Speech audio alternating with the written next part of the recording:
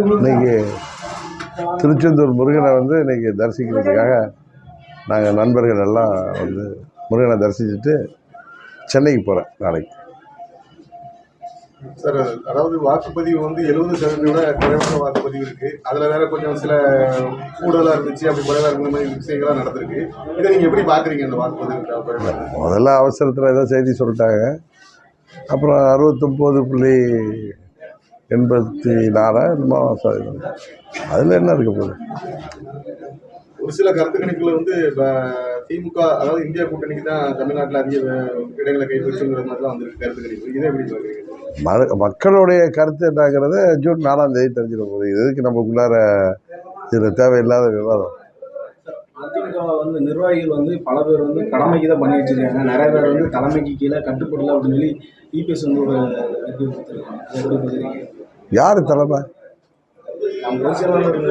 புரட்சி தலைவரும் அம்மாவும் இருந்தப்ப அது உண்மையான தலைமை. இப்போ கட்சியை அபகரித்து வச்சிருக்கவங்களாம் தலைவராக முடியுமா என்ன? அவராக தலைவர்னு போட்டுக்கிட்டு அது தலைவராக முடியாது. காலம் இன்னும் இது போன்ற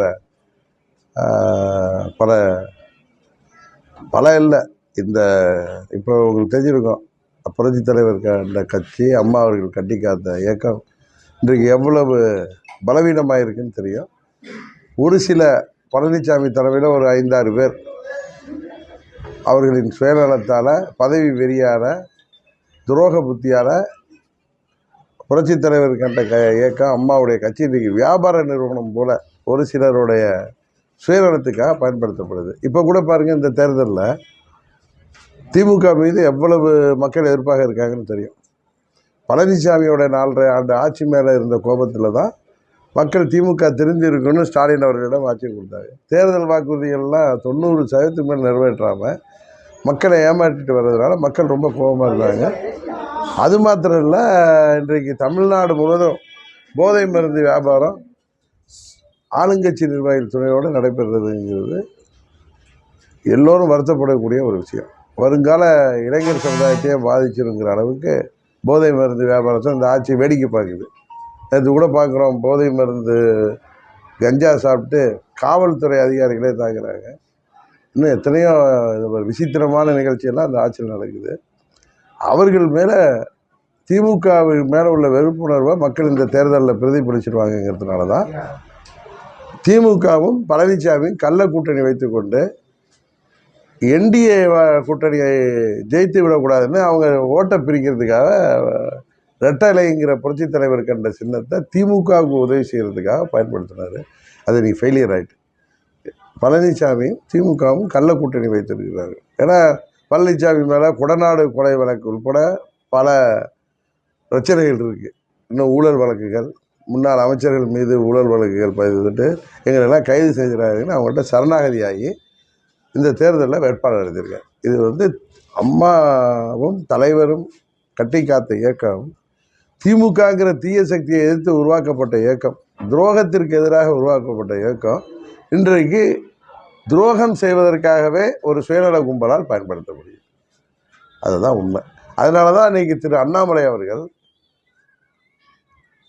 அம்மாவின் இயக்கம், தலைவருடைய இயக்கம், அது நல்ல உண்மையான தொண்டர்களிடம் சேர வேண்டுங்கிறதுனால தான் அன்றைக்கி தேனியில் வந்தப்போ இந்த தேர்தல் ஜூன் 4க்கு அப்புறம் அது டிடிவி தினகரன் மூலம் உண்மையான தொண்டர்களில் போய் சேருன்னு சொன்னார்.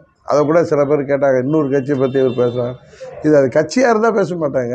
வியாபார நிறுவனமாக இருக்கிறப்ப அந்த தலைவருடைய இயக்கம், அம்மாவுடைய இயக்கம் இவ்வளோ ஒரு வீணாக போயிட்டுருக்க, அது நல்லா இருக்கணுங்கிற எண்ணத்தில் தான் அன்றைக்கி திரு அண்ணாமலை பேசுகிறார்.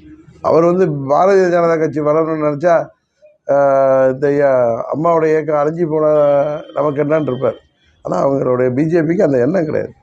அந்த இயக்கம் நன்றாக, இப்போ பழனிசாமி அதை வந்து அழிச்சிட்டு இருக்காருன்னு தெரியும். அவர் பேசுகிறாருன்னா அம்மாவுடைய இயக்கம், தலைவர் கண்ட இயக்கம் வந்து உண்மையான தொண்டர்களிடம் அது இருந்து அவர்கள் யாரை தலைமையாக ஏற்பாங்களோ அதை ஏற்கட்டுங்கிறதுக்கு தான் டிடிவி தினகரன்கிட்ட போய் சேருன்னு சொல்கிறது. நான் அதை வந்து உண்மையான தொண்டர்கள் கட்சியில் கொண்டு சேர்த்துருவேங்கிற நம்பிக்கை அவருக்கு. அதுதான். சரிமா, கூட்டணி கட்சி சார்பில் வந்து எல்லாரும் நாடு முழுவதும் பிரச்சாரம் பண்ணிக்கிட்டு இருக்காங்க. அந்த மாதிரி நீங்கள் வேற சார், நான் வந்து ஒரு மாநில கட்சி, நான் வந்து இங்கே வந்து என்னால் முடிஞ்ச அளவு தொகுதிகளுக்கு போனேன். அவங்க கூட்டணி கட்சி தலைவர் போகிறாங்கன்னா இப்போ அண்ணாமலை போகிறாங்கன்னா தேசிய கட்சியுடைய மாநில தலைவர். அவங்க எல்லா இடத்துலையும் போட்டிடுறாங்க போகிறாங்க. நாங்கள் ஒன்றும் போடல. நாங்கள் கோயில் கோயிலாக வந்துட்டு இருக்கோம் சாமி. வெற்றி வாய்ப்பு எப்படி இருக்குன்னு நினைக்கிறீங்க சார்? யாருக்கு? நாடாளுமன்ற தேர்தலில் பாஜக கூட்டணி எங்கள் கூட்டணிக்கு நிறைய இடங்களில் நாங்கள் உறுதியாக வெற்றி பெறுவோம். அதுபோல் எங்களுடைய வாக்கு சதவீதம் அதிகமாக இருக்கும். அதிமுக எனக்கு தெரிஞ்சு 40 தொகுதிகள்லையும் 3வது இடத்துல.